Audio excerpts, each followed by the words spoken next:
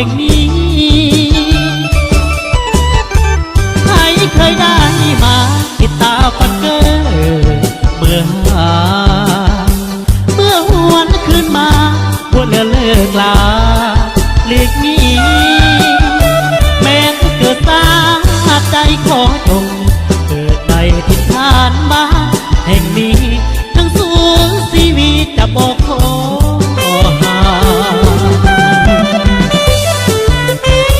เอาเสิร์ฟแก้วเด้อท่านในบ้านก็ดีเพิ่นว่าหอบแดงแห้งมันเอาแก้วเด้อท่านในแก้วจะดีมีแห้งลำรวยลำรวย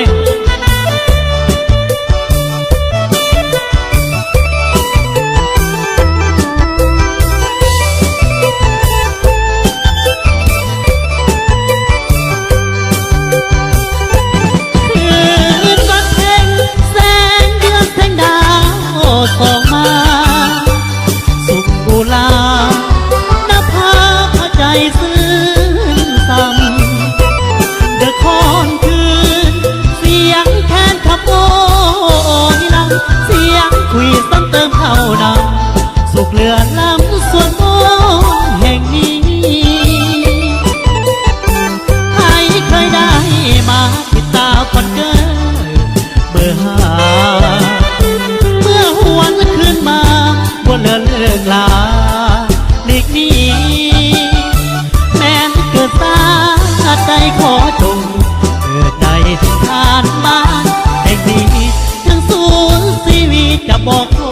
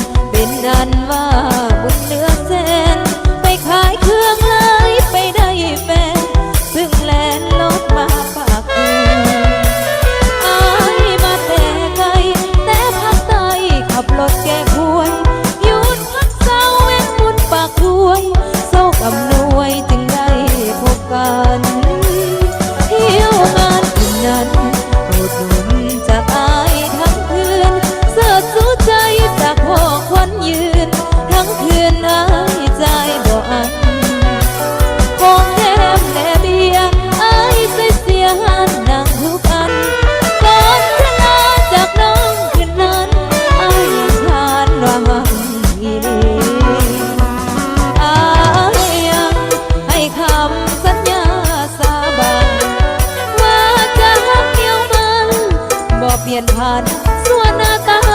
ปีว่าบ่ลืมน้องจะซื้อต่อสัญญานี้ขอวอนฟ้าช่วยเป็นสักทีขอละนี้ช่วยเป็นพยานยามอ้ายจากไปห่างไกล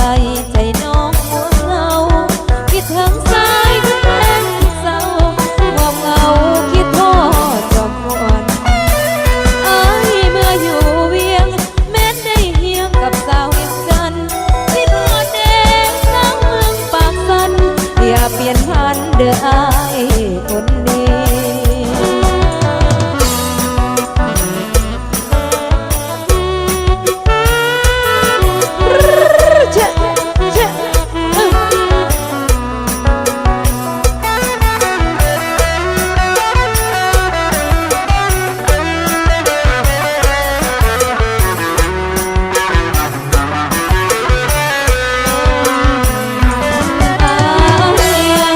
ให้คำสัญญาสาบานว่าจะหักเหนียวมันบ่เปลี่ยนพันส่วนหน้าตาปีว่าบ่ลืมน้องจะซื้อต่อสัญญานี้ขอวอนฟ้าช่วยเป็นสักทีขอละนี้ช่วยเป็นพยานยามอ้ายจากไปห่างไกลใจน้องหัวเหงาที่ทางซ้ายทุกแรงทุกเศร้าความเหงาคิดทอดจอมปวนอ้ายเมื่ออยู่เวียงแม้ได้เฮียงกับสาวเวียงจันทน์คิดฮอดแดงสร้างเมืองปากสันอย่าเปลี่ยนพันเด้ออ้ายคนดี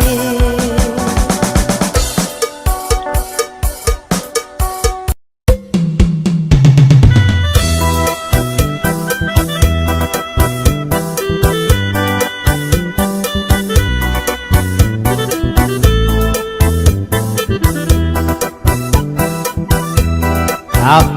พอมีจังหวะต้นบักกระทัดเด้อพี่น้องเด้อเอาม้วนๆเอากันเลยเนาะเคยเก็บหมากทันด้วยกันอยู่เถียงนาน้อยเจ้ากินเที่ยงกันกับโคอยที่นาป้าจอยลุงสังเคยเก็บสมอเก็บพอที่ป้าที่หังบัดนี้กลายเป็นความหลังป้าอีหังมาเป็นไม่ลายเคยเก็บกล้วยบ่มเคยงมเอาปลาโคกังได้เครื่องคู่อย่างยกให้นางบ่ได้เสียดายเคยขึ้นมาตูมไปตุ้มแล้วเอาเข้าบ้านนั่งกินเฮียงกันกับไม้จำบ่ได้แล้วที่มันโดนส่วนกวายจังใดก็จำได้อยู่เคยเก็บกระปูหอมใส่ยอดพักอยู่โพ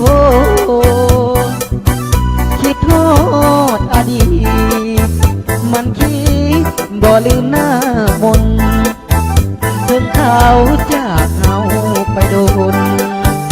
ยังหักหน้ามนคือเก่า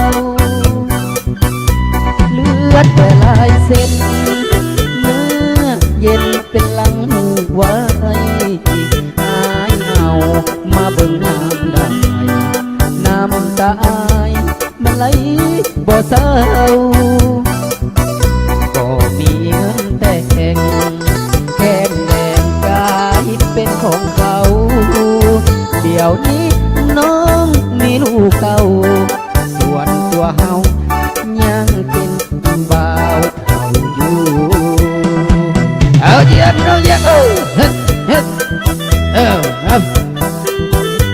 มันม่วนเด้อพี่น้องเด้อวันนี้ลำวงบ้านเฮาสามัคคีเนาะเอาบรรดาทานแขกผู้มีเกียรติเนาะมักเพลงใดชอบเพลงใดกันเสนอมาเลยเด้อเนาะทางอาจารย์ผู้ดนตรีของพวกเฮาก็จะจัดให้เลยเด้อเนาะ วนตัวอ้ายจังใดก็จำได้อยู่ เคยเก็บกระปูออมใส่ยอดพักอยู่โพนคิดฮอดอดีตมันคิดบ่ลืมหน้ามนถึงเขาจากเฮาไปโดนยังหักหน้ามนคือเก่าเชือดแต่ลายเส้นเนื้อเย็นใส่หลังหูกไว้ที่ตายเอามาเบิ่งยามได้น้ำตามันไหลบ่เศร้าบ่มีเงินแต่งแถมแดงกลายเป็นของเขาเดี๋ยวนี้น้องมีลูกเต้าส่วนตัวเฮายังเป็นบ่าวเฒ่าอยู่กระติดขึ้นลงไปเลยเด้อพี่น้องเด้อขอกระบอกขอเข้าใจเนาะธรรมดาทานแก่ผู้เกียรติทุกๆท่านเนาะที่เขาห่วงในลำวงเนาะอยู่วันความยืนเด้อเนาะทุกคนถูกหวยรวยเงินเนาะ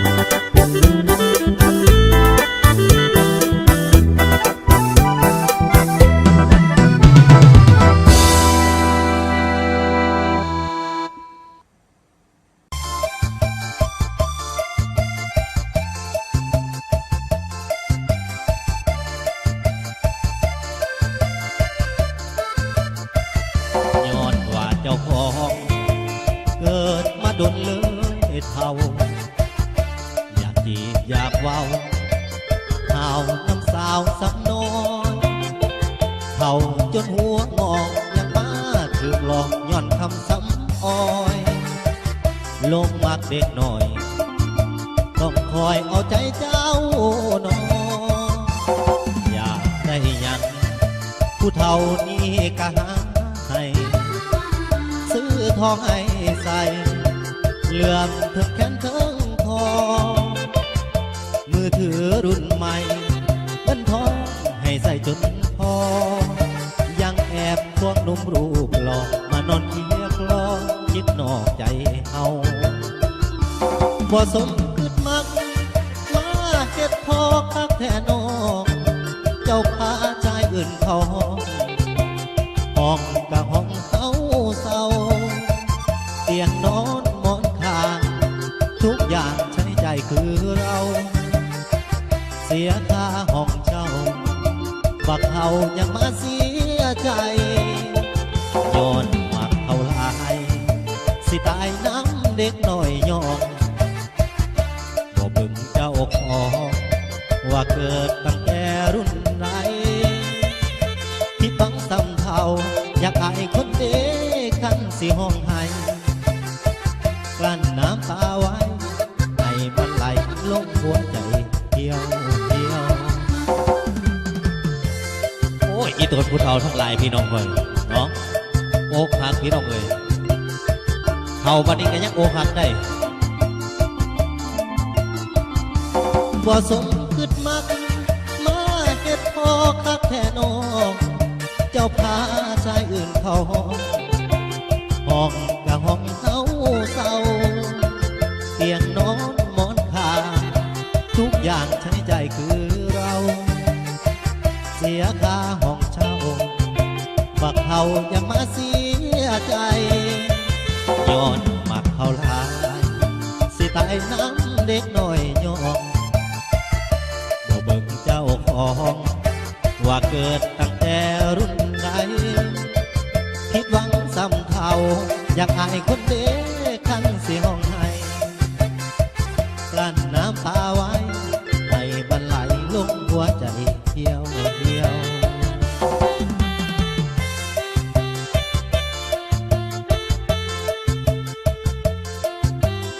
โอ้ยจะเป็นศาสตร์เฮ็ดคักเถอะเนาะอีหลาเฮ็ดคักเถอะเนาะคือเฮ็ดให้พ่ออกหักซ้ำเท่าจังสิบาทนี่ เชิญทุกท่านมาเชิญได้เลยในความนี้ก็เชิญ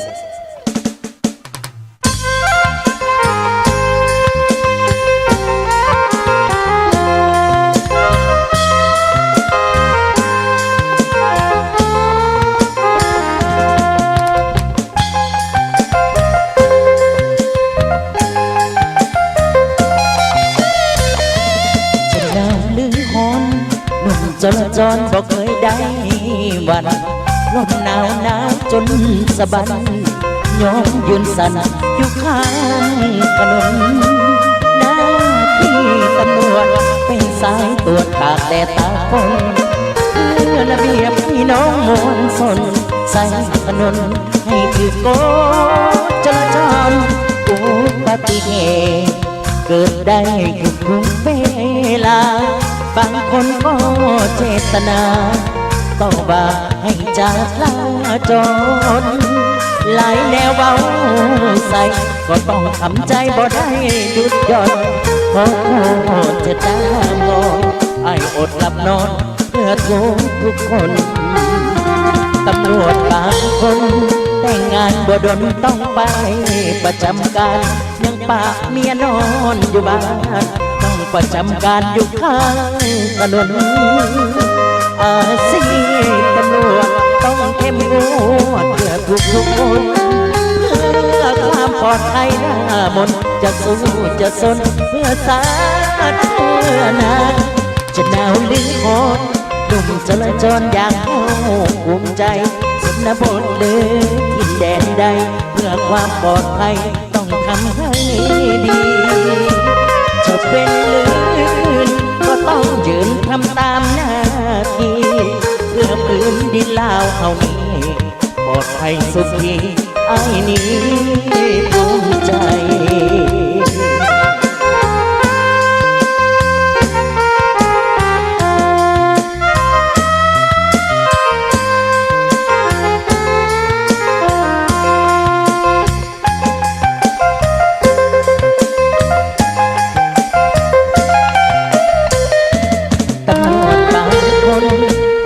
บ่ดนต้องไปประจำการยังปากเมียน้อยอยู่บ้านต้องประจำการอยู่ข้างถนนอาชีพตำรวจต้องเข้มงวดเพื่อทุกคนเพื่อความปลอดภัยหน้ามนจะสู้จะสนเพื่อสาธารณะจะหนาวหรือร้อนหนุ่มจราจรอย่างเฮาภูมิใจสนบทหรือทินแดนใดเพื่อความปลอดภัยต้องทำให้ดี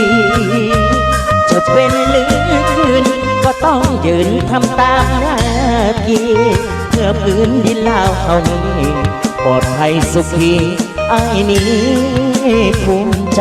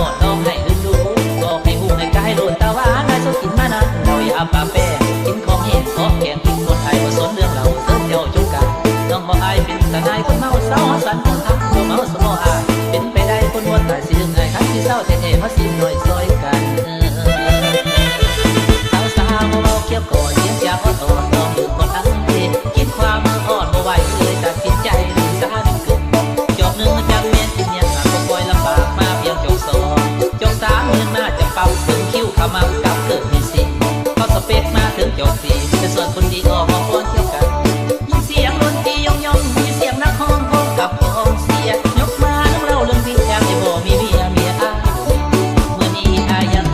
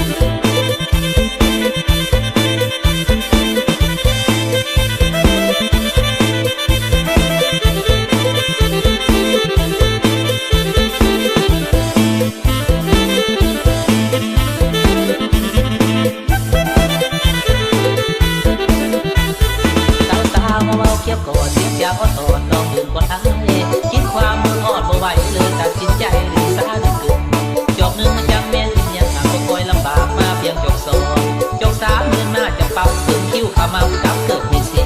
พอสเปกมาถึงจบสีเป็นส่วนคนดีออกมาฟ้อนเที่ยวกันยินเสียงดนตรียองยองมีเสียงนักฮ้องพร้อมกับของเสียยกมาต้องเล่าเรื่องวิ่งอยากจะบอกมีเมียตายบ่มีเมื่อนี้อายยังเป็นโสดเงินขอโทษอายบ่รับรอง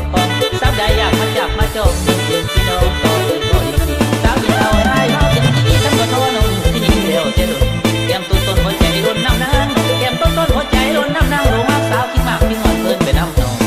อีกมวนเกินไปน้ำนอง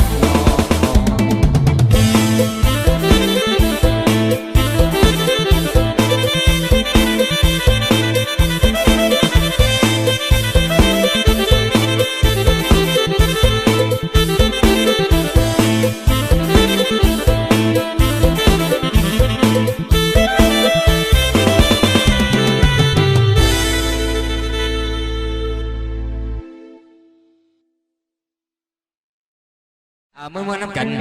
มอบเป็นกุมารกำซึนให้แกทั้งบรรดาทานเป็นแขกเขาอาเซน